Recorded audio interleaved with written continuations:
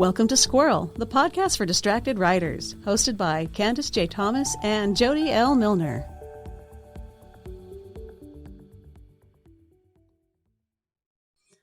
Hey everybody, welcome to Squirrel. This is Jody. And I'm Candace. And today we are continuing our conversation about poetry because it is April, and April is National Poetry Month. And this week we are going to do a spin on poetry by talking about using poetic language in prose. Now, I don't know about everyone else, but some books are like the story's just really good. And it doesn't really matter how it's written because what's happening is like super exciting. And you're like, that's cool. And these are like your thrillers and your adventure novels where there's a lot of running around and shooting. It's like, this is great. But then there's these books where the language used in telling the story is so phenomenal. It takes this story from good to something otherworldly good. And both Candy and I are lovers of books with beautiful language. And so this is going to be a little bit of a love letter to those books. But we're also going to talk about some things you can do to increase this kind of poetic language in your own writing. Yeah, I do. I love words. I love sentences. I just love well-crafted stuff. Oh my gosh. Yeah. And when there are mechanics that you can use in order to make your sentences really lovely. And some people know it, and some people just do it naturally, and I hate them. But when you learn these mechanics, then I don't know. And maybe I see that in other people's writing that I admire. I'm like, how did they make this? How did they make me feel like this? So I'm excited to talk about this. I love it. Poetry is one of your favorite topics ever, and so is it? you might have lit up a few times in the past when we happened to touch upon it. Yeah, I guess so. I didn't put it together. I like writing. I like pretty writing. That's true. Yeah, I like lyrical sentences. So the first thing I want to talk about is kind of what the difference is between a book that's just using kind of straightforward prose and a book that is using this poetic prose and maybe an example of that. And I think the biggest difference between these two is that a book using poetic prose uses all sorts of metaphors and sensory integration, and they do it in a way that's new and surprising that catches you off guard. It surprises you with its brilliance. And so one book I felt did this really well was Erin Morgenstern's Night Circus. Oh, I love the Night Circus. Which is, the story itself is surprising and beautiful in ways you can't really predict, which is why I personally think it's one of those books that everyone should read. Well, and she also, when she writes about the circus itself, she writes in second person. So that's including you in the story as well. And I didn't understand that trick until like halfway through the book. I'm like, what is happening here? And that's something lovely, so that she brings in these sensory details that you are experiencing.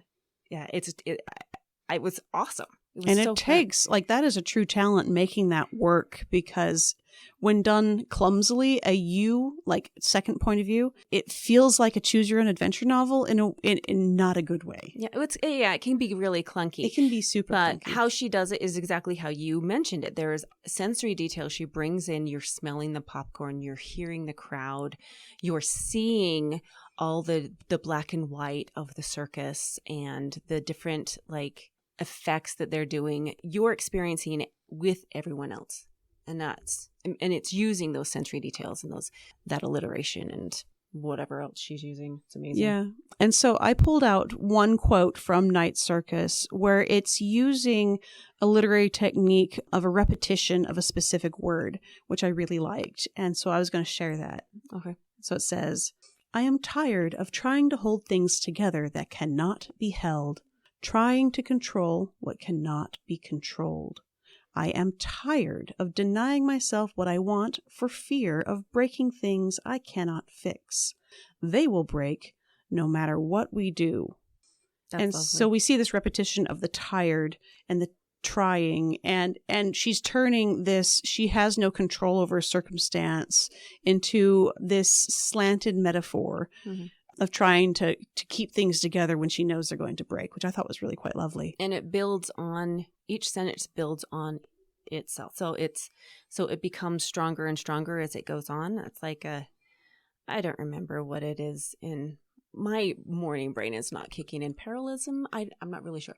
The strength of repeating those sentences, like the "I had a dream" speech. Yeah, the Martin Luther King speech is a perfect example of using the one phrase to drill your point in so it's memorable. They use that a lot in speeches. Mm-hmm. If you listen to those or pay attention to speechwriters, they use a lot of these literary devices in order to get people emotionally connected with what they're speaking about. So I love that. I love night surveys.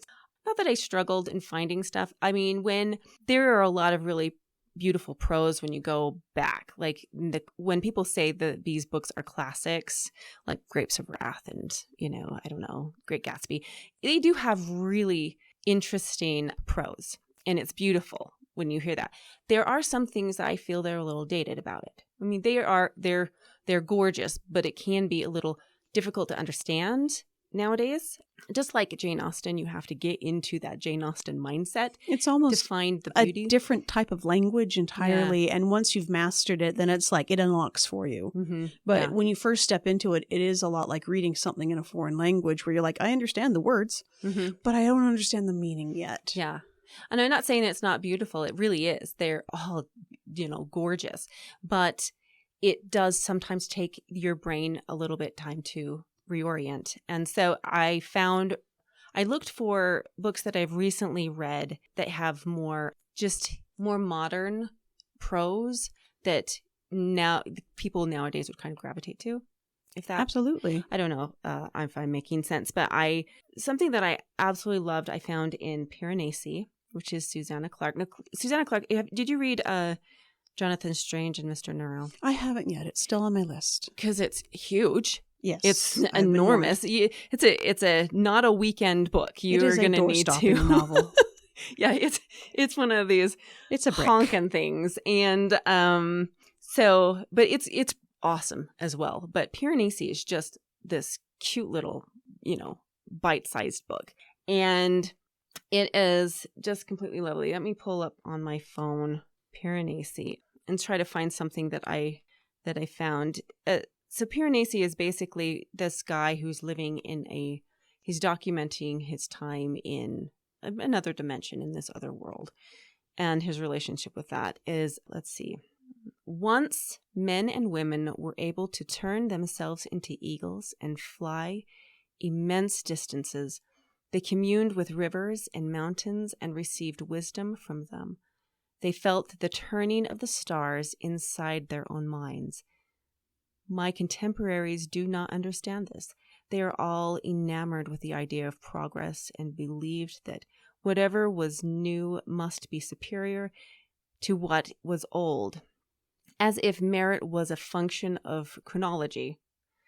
But it seems to me that the wisdom of the ancients could not have simply vanished. Nothing simply vanishes. It's not actually possible. I grabbed this one because of the metaphor, the symbolism of how they commune with rivers and the phrase turning of the stars in their own minds is, I want that on a t-shirt. It's so beautiful. It's beautiful. And I can grasp it. I mean, I want to feel that my brain is much in that imagination, in that space, I loved the symbolism. I loved how she incorporated. I love abstract. That's true. I put that in my writing a lot. You want to use abstract objects to convey an idea of what is happening. So that whole, they commune with rivers and mountains and received wisdom from them. I don't know. I just loved it. So it is lovely. And it leads us perfectly into the next topic, which is really? What are some ways we can incorporate more of this vivid imagery and this use of metaphor into our own writing? Like, do you have any favorite literary devices? And you don't have to give them their proper names because we're not formal like that. But are there ways that you have found super effective in making your work more vivid and more poetic? Well, I like to repeat sounds and consonants and assonance and alliteration. I think alliteration is another one of those things that people use to help memorize. I mean, back in the olden times when people did oral storytelling and that was your history, these oral histories that were told, a lot of them were done with alliteration to try to remember that. And so those phrases that have alliteration stick in your brain a little bit. They're sticky.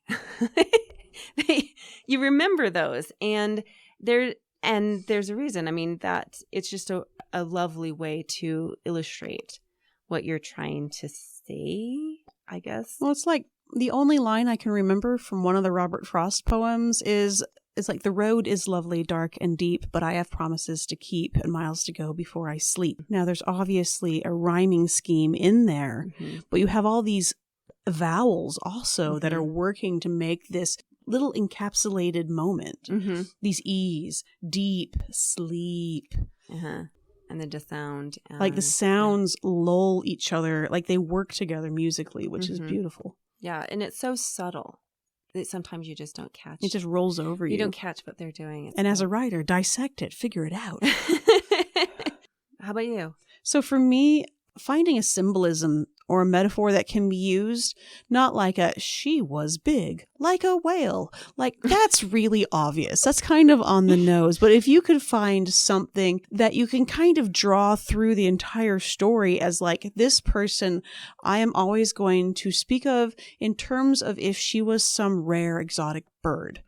So she was flamboyant, as if she had feathers in her hair. And I'm pulling these out of nowhere, so they're not great. But you can kind of see how you can use these extended random analogies and metaphors to bring something to life in a way that weaves their identity into your narrative and makes it kind of come alive in a way that people are like, wait a minute, why did that person pop off the page like they did? And it's because you could really imagine them because they are being compared to something you're very familiar with. You reminded me of Kelly Barnhill from The Girl Who Drank the Moon. And there's just a little bit I want to read from that. Is that the heart is built of starlight and time, a pinprick of longing lost in the dark, an unbroken cord linking the infinite to the infinite. It's the same kind of thing that you're talking about here, this metaphor of how our hearts are connected to something bigger. Yeah, that's what it reminded me. And you could say, like, what if if you're going to try to say that, but you weren't going to try using metaphor at all, you'd be like, our hearts are connected with string. With you can't even make that one without doing a metaphor. Because it's like, my heart to your heart. Because it's not a concrete idea. It's like hearts and love aren't. Abstract. Which is why a lot of times when we talk about feelings and relationships and interconnectivity, you have to lean on metaphor. You have to lean on having these similes between things, which is why we don't see a lot of that in adventure novels. Because feelings are not as much of a thing in adventures. But in books like Strange the Dreamer and Night Circus and like Girl Who Drank the Moon, there are a lot of feelings and interconnectivity and people influencing other people. So we see this poetic language, and these particular authors are very talented in making it feel just perfectly normal, but perfectly beautiful. Okay, well, so what literary techniques can you use to create musicality? Is that exactly what we just talked about? Well, we were talking more of the visual imagery, but the notes that you brought forth also touched on musicality in the language. And that's more of how the rhythm of the words strike your ears. And there are techniques to make that work more. So like you were talking about purposeful repetition, which is something that really helps solidify a concept in someone's mind without, using flashcards. Like it can be very powerful when used in very strategic places. If it's used too often, then the reader's going to be like, knock it off. I get it. Yeah, stop it. So like true. One paragraph, you can really dial in something perfect at the perfect moment, then bam, you've got something amazing. Yeah. If you try to do it every paragraph, then people are going to be like, get on with the story already. Yeah, please. you need a couple of different tools in your toolbox, I believe. Oh, absolutely. So like repetition, I did have a couple examples. So we have one where you can like do the alliteration, where is the repetition of that first initial consonant of your words. So he embodied power, protection, and pride. Mm-hmm. That's an alliteration example. A repetition example could be something as simple as the flower, when it dropped, fell down, down, down. As if falling down a giant well. Yeah, I mean, I agree with you. The thing I would like to point out, just in using the literary devices as a with your musicality of your language that you're using, right, is just to be concise. Don't be wordy. There's a cadence to it that you need to follow, a specific kind of rhythm.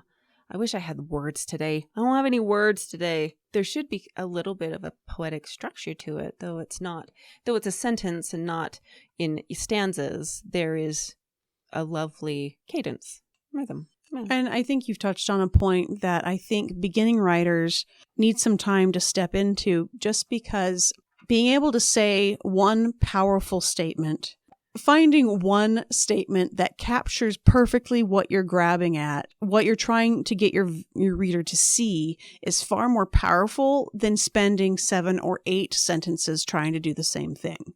You want it to hit like a bullet, not like a pillow. Yes. Yeah, exactly. No. Kill your readers with amazingness.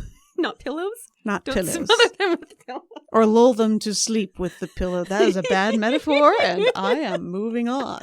Okay. What are the biggest challenges when it comes to writing a poetic language for you? I think when people are like, I'm going to try to make this thing I'm making beautiful, their first instinct is, I'm going to throw in as many adjectives as possible to make all of it be very vivid and super described. Don't. Stop it. Put the thesaurus down. When you're trying too hard to be artful, it is so easy to lose your clarity. It's so easy to lose the readability, and your first focus should be, does this make sense? Without having to read it 2 and 3 times. Because if your reader has to stop and go back and be like, what did that mean? Then you've missed the point. Mm-hmm. I think the biggest challenge for me is just finding the right word. That you have to be, if I'm going to be concise, I need to find lovely poetic words that illustrate exactly what I'm visualizing. And that can be, I mean, you're saying put the thesaurus down, but I'm like, I need it more. Well, and that's where it's the conciseness. We're coming back to conciseness again. If you're like, she fell like a big heavy thing and hit the ground, like she fell like a brick. Yeah. You just removed 4 words and it makes more sense. Well, okay. Here's a word for you. Confused. What's a different word that we can use than confused? Befuddled. Oh, that one's good.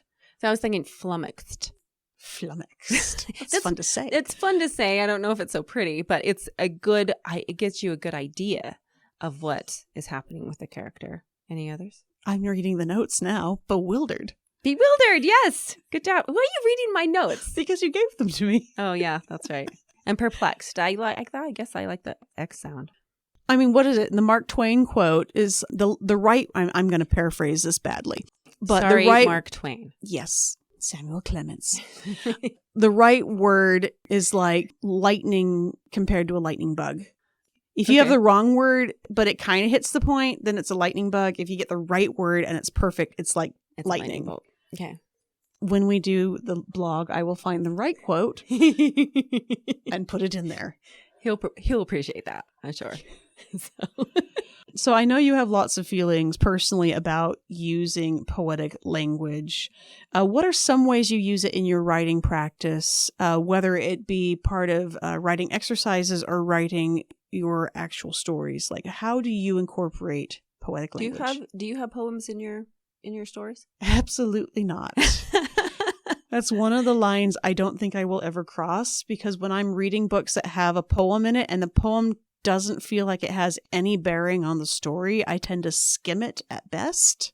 I don't slow down and try to read it and appreciate it, because a lot of times, if it's a fantasy book, it's going to be in a language I don't understand. And it's like, that's lovely. Moving on. That's too bad. My poems in my series are history. they are the mythology of the world. I think I will go back in history, of oral history, if this is how they're telling their story of their world, is through poetry or songs. If you think about the plague song, right? The Ring Around the Roses, that is telling a story, even though it's a fun kid game that you fall down, but it has a deep meaning where it came from. So that's how I incorporate a lot of the poetry. But I do use it as a writing language, because having the prose in your poetry in your prose, there is a muscle you need to activate. You have to continually work and practice at this. So doing poetry as a writing exercise helps you implement that skill set into your writing. And so that's one of the things that I tried to do. What about you? I have a lot of respect with writers who seem to embody this language. Like, it seems like it just pours out of them naturally. Now, I'd love to see their real process, because it might be their first draft looks like mine, and then they have to really work at it to make that language come alive. Yeah. And I would feel so much better about myself if that was the case. Show us your first drafts, everyone. Yes, please. Lainey Taylor, we're looking at you. So just a sample, a snippet, perhaps. I want to see if it's just as awkward and clunky as mine is. I agree. I want to be like them when I grow up. But like my first focus is figuring out a really good storyline and then going back and being like, I want this to come alive more. What literary device or like what ways can I grab an idea and make this thing I'm trying to bring to life come off the page? And so, have I used poetry exercises before? Yeah, I have. You have? Never willingly. What? I've always been like in a writing group and they're like, we're doing this exercise now. And then I do it. I'm like, wow, that really does limber up the brain and make different ideas flow out that you're like, I don't know where that came from, but I love it. Yeah. So would I ever consider doing it if I'm trying to brainstorm something for my own work? I'm like, I don't know what to do here.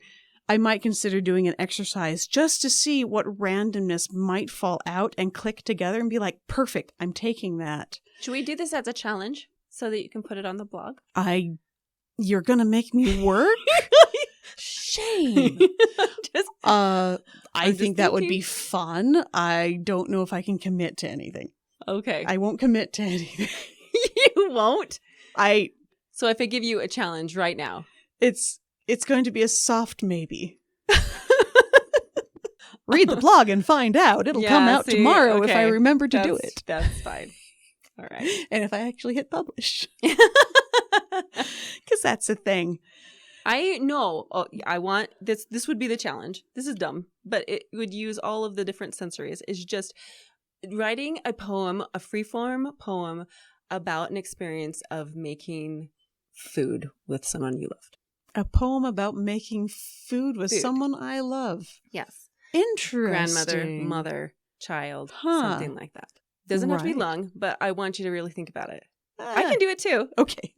Well, yeah, I've already formed it in my brain. Oh, no. When I thought about this. So wow. I'm like, I know exactly the experience I would never actually ever think about, let's write a poem about making food. I know. It's going to be great. That's out of nowhere. Because it's an experience. It's not so much just the activity of doing it. It's the memory that you're gravitating to get these different. You're going to show us exactly what we're talking about right now. I am duly challenged. I'm so excited. Wow. Okay. Okay. Stay tuned, everyone. Stay tuned. So finishing up, I don't dare let Candy talk any longer. Give you more things to do. I think that finding ways of making your language more beautiful is for everyone. I think every writer should embrace ways of making their writing pretty. So find ways of injecting beauty and wonder and vivid imagery into your words, even if it's just for fun or even if it's just for you. Mm-hmm. Like, play with the ideas of seeing how beautiful you can make something while maintaining the clarity.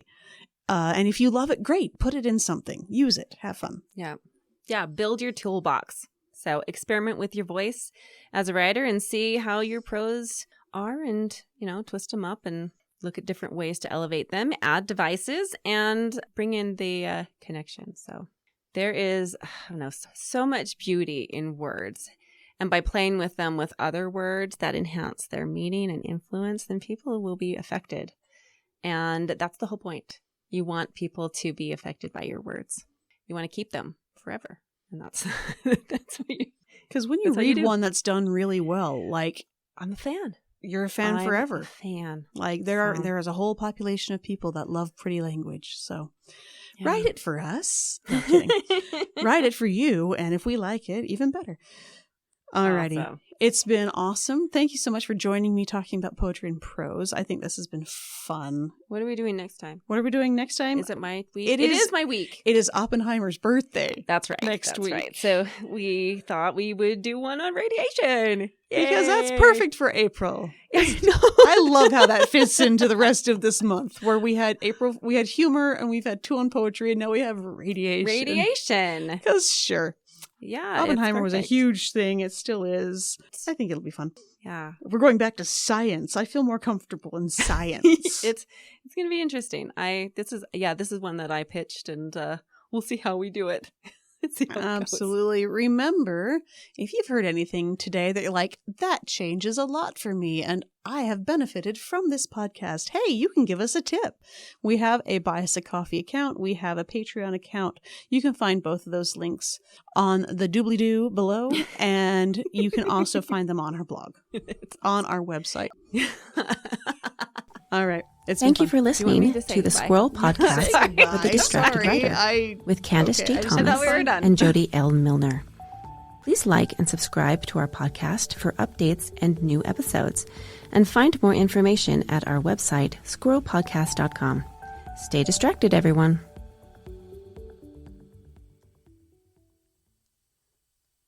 That encaptures. Captures. Shut up.